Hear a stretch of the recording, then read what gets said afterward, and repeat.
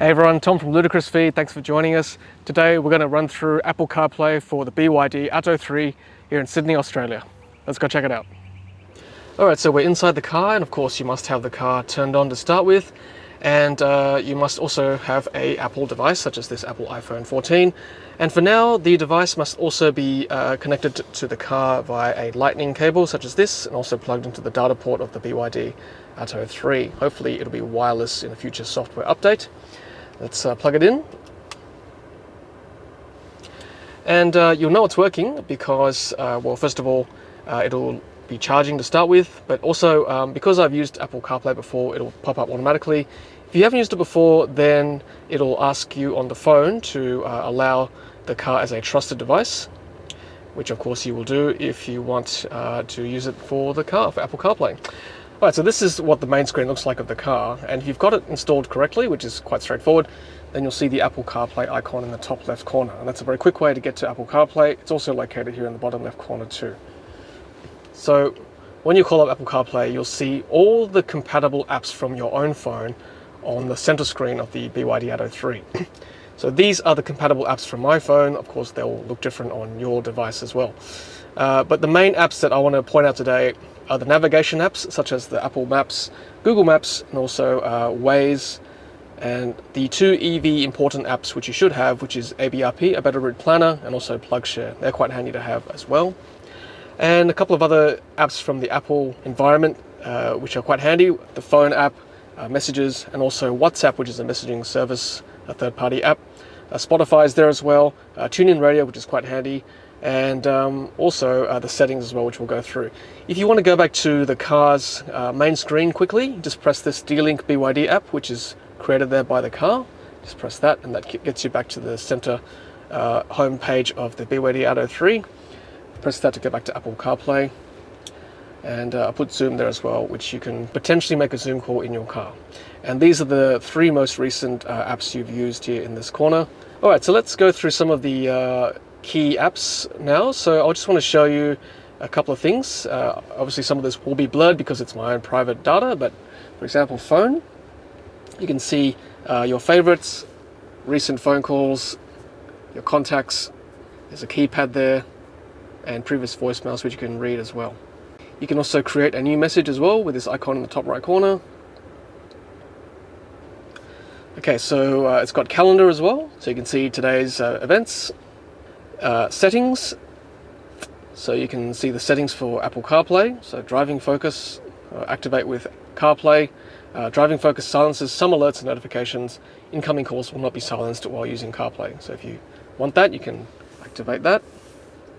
And you can change the wallpaper as well. So these are the different wallpapers for Apple CarPlay. Siri and suggestions. So suggestions and dashboard automatically send messages, or Siri can ask you to confirm before sending a message. And appearance, you can have either always dark automatic or always show dark maps as well. Announce messages, announce options, announce new messages, silence new messages, remember previous setting. Alright, we're going to go through some of the map apps as well. So let's look at Apple Maps to start with. So for all these navigation and map apps, you can't actually drag the screen with your finger like you can with the device. You actually have to use this icon here to recenter or to move where you are. And when you're done, you press done, and then if you want to go back to your dot there, center the dot, press this icon here. And you can zoom in and out as well. Now with the apps from the map apps from the Apple CarPlay from your device, it doesn't show you all the EV stations. The native navigation app does, so I'll go through that as well shortly. So that's Apple Maps. This is Google Maps. So take your pick which one you want. With the settings there, you can adjust route options, map colors, satellite map, traffic on or off, I imagine. Yep, there you go. And satellite map versus just normal maps. Map colors, automatic day night, and route options. Avoid motorways, avoid tolls, avoid ferries. So that seems like it's more options there for Google Maps. Again, you can't select EV stations from the Google Maps app from your Apple device. And then finally, I'll just quickly go through Waze again. We did a video last night on Waze, so check that out. But with Waze, you can, of course, it's user populated, so it'll tell you if there are any obstructions or incidents en route, and tells you where all the speed cameras are as well. Okay, so this microphone icon here is to pick up your audio if you want to navigate somewhere, and it will mute all other audio while it listens to you. Okay, so that's Waze.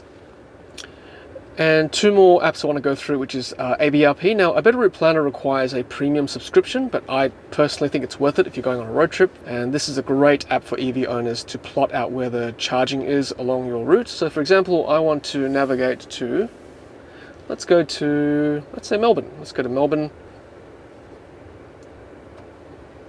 Oh, let's pick Melbourne. All right, so we've got Melbourne here, and it tells you where you should stop for your charging along the way. And it's telling me I need 3 charges, and it'll take 2 hours and 49 minutes. And from there, you can start your navigation, which is very handy. I think it's quite a handy app to have on your car if you're going on a road trip. And you can also look at map and display. So there's some options here. Route options, so avoid on the route, things like that. Tolls, highways, ferries, and charging stops as well. You can choose whether to have a few or many short charging stops. And there are certainly more options in the iPhone app or the app via the web browser, such as choosing what car you're driving and what the road conditions are like and how much load you're carrying for the car. That will affect driving conditions and charging conditions. Alright, one more app I want to go through is PlugShare. That's also available with Apple Carplay. And you can see here where all the local chargers are from my location currently. So that's great to see, all the different charging points. That's a DC fast charging icon, and these green ones are the slower AC chargers. So yep, apps I recommend: PlugShare, ABRP, a Better Route Planner, and probably Waze as well, and Google Maps if it's not already installed on your Apple device. And finally, before we go for a drive, I just want to quickly show you the in-house navigation or the built-in navigation from the car. And that's a nice comparison to what I showed you from Apple Maps and Google Maps. So let's have a look at navigation from the car. And I think this is not a bad app because it actually has the EV charging stops nearby, which is fantastic. That's not available in the other apps. So you've got the closest EV chargers right there. It's really handy. And you can also navigate to them too. See, that's the closest one to me. You can also filter them by distance or best match, and if you press that one, you can filter the faster chargers out or the slower chargers out, whatever you like, which is super handy again. And also the connector types which are compatible with your vehicle. So a lot of these are from overseas as well, but the main ones would be Type 2 and probably Tesla, just in case some of them work, some of the Tesla AC chargers. And CCS2, they're the main ones for the Byd Atto 3. I've got a feeling these are from Google Maps because it looks very similar to the Polestar Nav app, which uses Google Maps data. Okay, one more thing I want to show you is this funky feature here, which is the electric range of your vehicle. So it gives you a graphic on how far you can actually travel with how much charge you've got. So I've currently got 85% charge on the car. With 409 kilometers, this is how far you can travel out of your current location. And it's not bad. You can actually go a fair way up the Central Coast, down the South Coast, and pretty much all the way to Canberra, even past the Blue Mountains there, so towards central New South Wales. So that's quite a handy graphic to alleviate range anxiety. Okay, so one of the catchy features of Byd Atto 3 is that you can flip the screen from landscape to portrait like this, but unfortunately with the current version of Apple CarPlay, the icons don't accommodate that change. And to be honest, there aren't very many cars with a portrait orientation for the center screen. So hopefully in a future update, Apple CarPlay will flip and accommodate the portrait orientation of this vehicle. So for now, if you want to use Apple CarPlay, you've got to stick it onto the landscape mode. Alright, so just going on a quick drive now just to show you some of the features that you can fiddle with Apple CarPlay when you are driving. So for example, if you want to call up the navigation when you're driving, you can with Google Maps. There you go. And then you can do this if it's safe, or get your passenger to type in a location in the search there.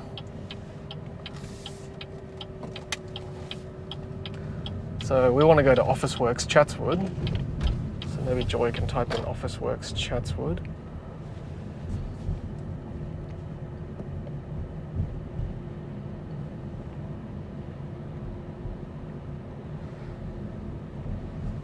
Okay, so there it is, pretty straightforward, as you'd expect, and then you can just fiddle with the audio there. So we've got turn by turn.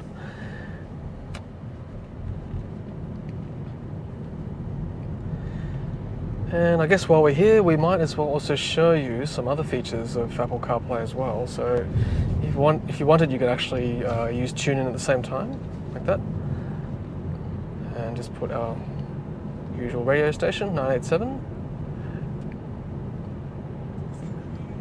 There you go, so that's good. And then that can work in conjunction with your nav as well at the same time.